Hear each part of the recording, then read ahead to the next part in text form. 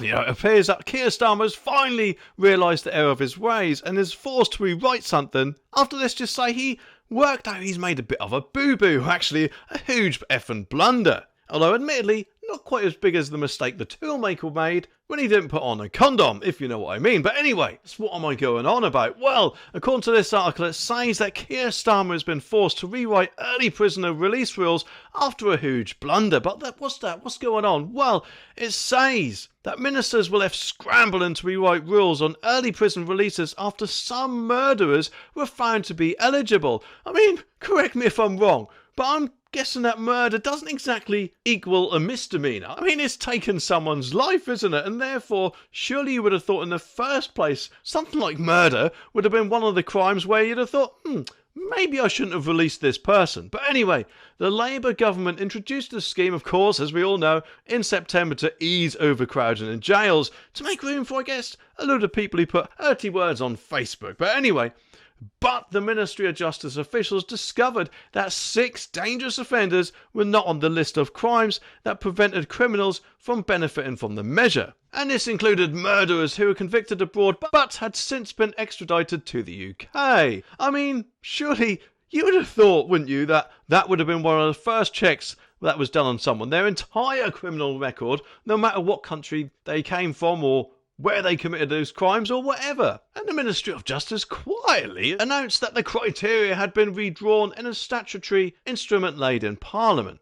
And more than 3,000 prisoners has been released under the early release scheme since it was reduced in September.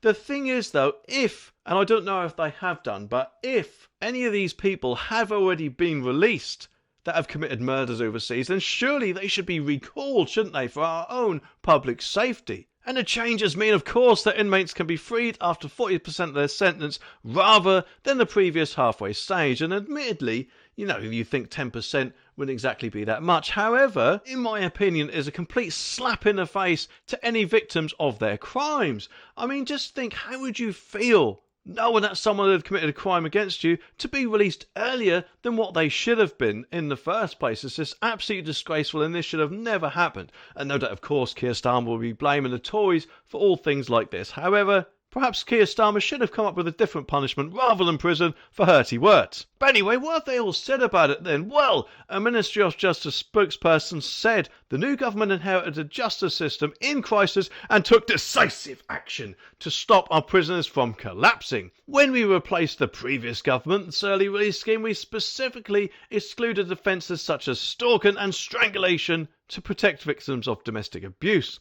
And to keep the public safe, we have kept measures under review and acted immediately to address the small number of formalities in the legislation. The thing is, though, no matter how big these formalities are, there's just no excuse for it, is it? This should have been thought out beforehand rather than after the fact. And surely something like this just goes to show why Labour shouldn't really been in power in the first place. I mean, who knows what they're going to think about doing in the next 4 years, for 4.5 years. It just doesn't bear thinking about, does it? And I'm guessing, I could be wrong, but I'm guessing, and I hope I am wrong, but I'm guessing you and me and everyone else is going to be worse off at the general election than what we probably were when Labour came into power.